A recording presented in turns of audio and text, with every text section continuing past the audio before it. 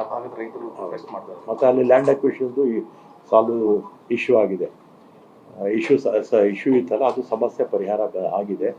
ಯಾಕಂದರೆ ಕೃಷಿ ಜಮೀನಿಗೆ 30, ನೀರಾವರಿಗೆ 40 ಕೊಡ್ತೀವಿ ಅಂತ ಹೇಳಿದರೆ, ಮೊನ್ನೆ ಹೋಗಿ ಫಂಕ್ಷನ್ ಮಾಡಿ ಅಲ್ಲಿ ಹಣ ಕೂಡ ಸಾಂಕೇತಿಕವಾಗಿ ಕೊಟ್ಟಿದ್ದಾರೆ. ಈ ವರ್ಷ ಈ ಬಜೆಟಲ್ಲಿ 3,000 ಕೋಟಿ ಇಟ್ಕೊಂಡಿದ್ರು. ಆಮೇಲೆ ಸಿದ್ದರಾಮಯ್ಯವರು ಇದ್ದಾಗಲೇ ಇನ್ನೂ ಜಾಸ್ತಿ ಮಾಡ್ತೀನಿ, ವರ್ಷ ಜಾಸ್ತಿ ಮಾಡ್ತೀನಿ ಅಂತ ಹೇಳಿದರು. ಅದೊಂದು 2-3 ವರ್ಷದಲ್ಲಿ ಲ್ಯಾಂಡ್ ಅಕ್ವಿಷನ್ದೆಲ್ಲ ಹಣ ಎಲ್ಲ ಒಂದು ಅಂಕಬಲ್ ಆಗಿ ಸೆಟಲ್ಮೆಂಟ್ ಆಗಿರೋದ್ರಿಂದ ಏನು ಇಶ್ಯೂ ಆಗಲ್ಲ. ಈಗ ಅಪ್ಪರ್ ಭದ್ರಾ ಇದರಲ್ಲಿ 2 ತಿಂಗಳು ನೀರು ಕೊಡ್ತೀವಿ ಅಂತ ಹೇಳ್ತಿದ್ದೀರಾ. ಸ್ಟೇಟ್ ಗೌರ್ಮೆಂಟ್ ಬರೀ 20,000 ಕೋಟಿ ನೀರಾವರಿ ಮೀಸಲಿಟ್ಟಿದೆ. ಸೆಂಟ್ರಲ್ ಗೌರ್ಮೆಂಟ್ ಕೂಡ ಫಂಡ್ ರಿಲೀಸ್ ಮಾಡಿಲ್ಲ ಅಪ್ಪರ್ ಭದ್ರಾ. ಅದು ಹಿಂದೆ ಹೇಳಿದ್ರು ಅದೇನೋ ಇಶ್ಯೂ ಆಗಲಿಲ್ಲ. ಏನೋ ಕೆಲವೆಲ್ಲ ಕ್ಲಾರಿಫಿಕೇಶನ್ಸ್ ಎಲ್ಲ ಕೇಳಿದಾರಂತೆ, ಕ್ಲಾರಿಫಿಕೇಶನ್ಸ್ ಎಲ್ಲ ಕೊಟ್ಟಿದ್ದಾರೆ. ನಾನು ಕೂಡ ಈಗ ಈ ಇಶ್ಯೂಗಳು ಏನೇನು ಸಂಬಂಧಪಟ್ಟಿದ್ದು ಕೇಂದ್ರ ಸರ್ಕಾರದಲ್ಲಿ ಕೇಂದ್ರದ ಸಂಬಂಧಪಟ್ಟ ಮಂತ್ರಿಗಳ ಹತ್ರ, ಈ ಇಲಾಖೆಗೆ ಸಂಬಂಧಪಟ್ಟ ಮಂತ್ರಿಗಳ ಹತ್ರ ಇನ್ನೆಲ್ಲ ಕೂಡ ದೆಹಲಿಗೆ ಮುಂದಿನ ವಾರ ಹೋಗಿ ನಮ್ಮ ರಾಜ್ಯದ ಮಂತ್ರಿಗಳಿದಾರಲ್ಲ ಅವ್ರನ್ನ ಜೊತೆಲಿ ಕರ್ಕೊಂಡು ಹೋಗಿ ಇದನ್ನೆಲ್ಲ ಕೂಡ ಪರ್ಸ್ಯೂ ಮಾಡ್ತೀವಿ. ಸ್ಟೇಟ್ ಗೌರ್ಮೆಂಟ್ 20,000 ಕೋಟಿ ಅಷ್ಟೇ ಇಟ್ಟಿದೆ, ಸಾಕಾಗುತ್ತಾ ಸರ್? ಫಸ್ಟ್ ಮೀಟಿಂಗ್ ಅಲ್ವಾ. ಆಮೇಲೆ ನಮ್ಮದು ಈ 4 ನಿಗಮಗಳಿಗೆ ಅಧ್ಯಕ್ಷರು ಮುಖ್ಯಮಂತ್ರಿಗಳೇ.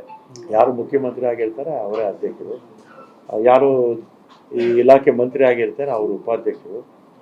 ಮತ್ತು ಈ ಸಲ ಬಜೆಟ್ ಆಗುವಂಥ ಸಮಯದಲ್ಲಿ ಹಣಕಾಸು ಮಂತ್ರಿಗಳು ಕೂಡ ನಮ್ಮ CMA ಆಗಿದ್ದಾರೆ. ಅವರು ನಮ್ಮ 4 ನಿಗಮದ ಅಧ್ಯಕ್ಷರು ಅವರೇ ಆಗಿದ್ದಾರೆ. ಅದರಿಂದ ಸ್ವಲ್ಪ ಹೆಚ್ಚು ಪ್ರಿಯಾರಿಟಿ ಮೇಲೆ ಇದನ್ನೆಲ್ಲ ತಗೋತೀವಿ. ಈಗ ನಿಮ್ಮಲ್ಲಿ ಟೋಟಲಿ ಎಷ್ಟು ಈ ಅನುದಾನ ಬಾಕಿ ಇದೆ? ಅದು ಮುಂದಿನ ಮೀಟಿಂಗ್ ಟೋಟಲ್ ಎಷ್ಟು ಬಾಕಿ ಇದೆ? ಈಗ 4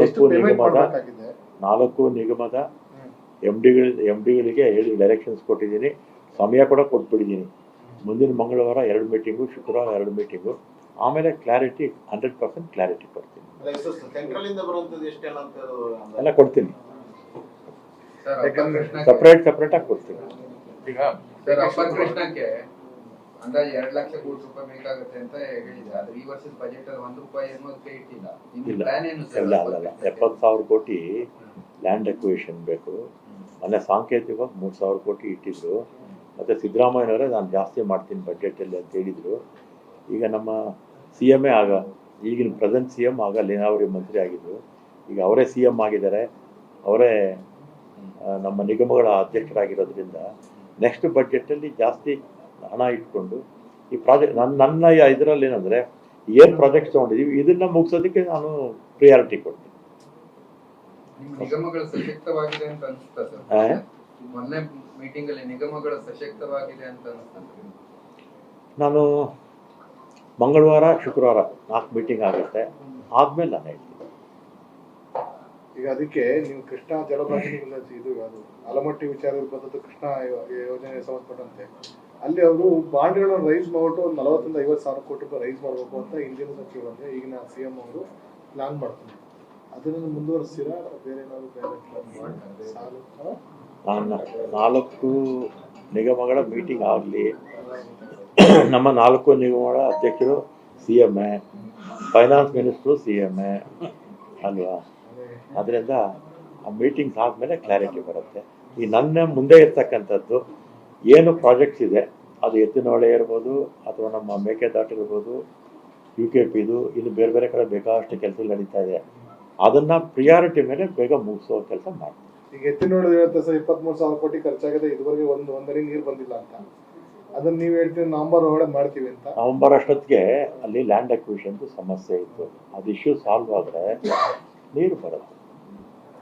ಕೊನೆ ಅಷ್ಟೊತ್ತಿಗೆ ಇದು ಚಿತ್ರದುರ್ಗ ಮಾತ್ರ ಅಕ್ಟೋಬರ್ ಕೊಟ್ಬಿಡ್ತೀವಿ.